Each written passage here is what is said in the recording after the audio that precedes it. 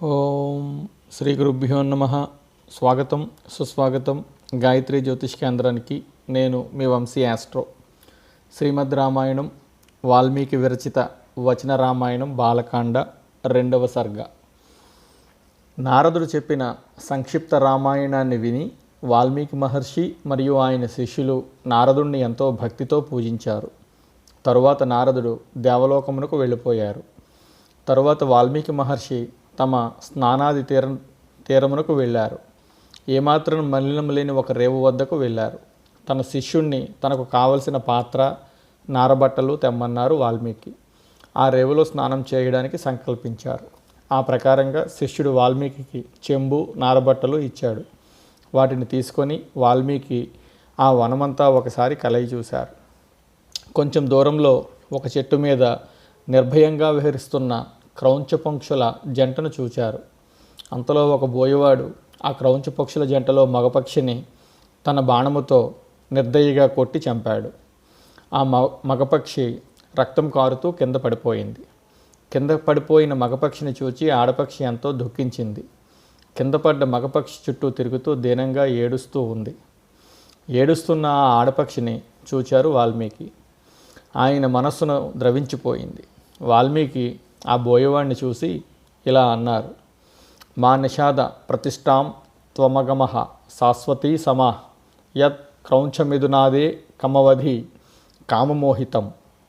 ఓయి బోయవాడా, నీవు మన్మథావస్థలో ఉన్న పక్షుల జంటలో ఒక దానిని చంపావు కాబట్టి నీవు కూడా అల్పాయుష్కుడవు అవుదువు కాక అనే వాక్యము వాల్మీకి నోటి వెంట వచ్చింది.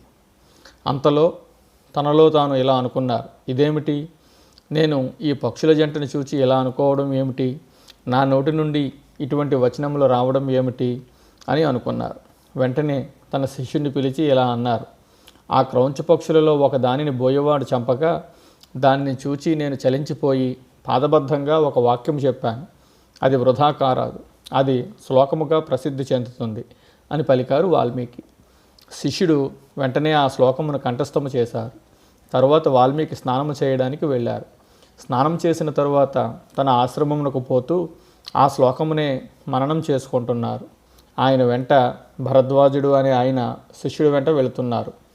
వాల్మీకి ఆశ్రమానికి పోయి తన నోటి వెంట వచ్చిన శ్లోకమును మననం చేసుకుంటూ ధ్యానంలో కూర్చున్నారు. ఆ ధ్యానంలో ఆయనకు ఇతర వాక్యాలు కథలుగా స్ఫురించాయి. ఆ సమయంలో బ్రహ్మదేవుడు వాల్మీకిని చూడటానికి ఆయన ఆశ్రమానికి వచ్చారు. బ్రహ్మగారిని చూచిన వాల్మీకి సంభ్రమంతో లేచి చేతులు జోడించి నిలబడ్డారు.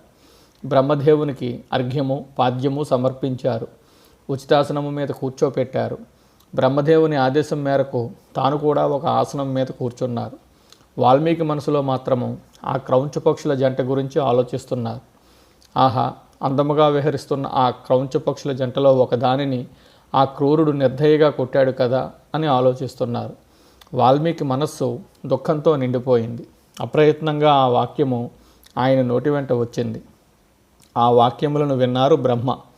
ఓ వాల్మీకి మహర్షి, నీ నోటి వెంట వచ్చిన వాక్యము శ్లోకమే, అందుకు సందేహము లేదు. ఇది నా సంకల్పమే.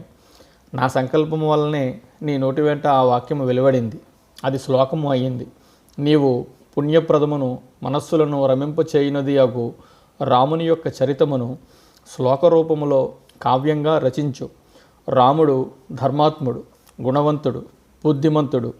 రాముని కథను నీకు నారదుడు చెప్పాడు కదా, అదే కథను సవిస్తారముగా చెప్పు. రాముడు, సీత, లక్ష్మణుడు, రాక్షసులు మొదలగు వారి గురించి నీకు తెలిసిన విషయములు, తెలియని విషయములు అన్నీ ఇప్పుడు నీకు స్పష్టంగా గోచరమవుతాయి. ఈ రామాయణ కావ్యంలో నీవు రాసిన ఏ ఒక్క మాట కూడా అసత్యము కాదు. కాబట్టి నీవు రామకథను శ్లోకరూపంలో రచించు. ఈ చరాచర జగత్తు ఉన్నంత వరకు రామచరిత్ర ఈ లోకంలో నిలిచి ఉంటుంది. నీచే రచించబడిన రామాయణ కావ్యము ఎంతకాలము ప్రచారంలో ఉంటుందో అంతకాలము నేను సృష్టించిన సమస్త లోకములలో నీవు నివసిస్తావు అని పలికాడు బ్రహ్మదేవుడు. తరువాత బ్రహ్మదేవుడు అంతర్ధానమయ్యారు. ఇది అంతా విన్న వాల్మీకి మహర్షి శిష్యులు ఆశ్చర్యపోయారు.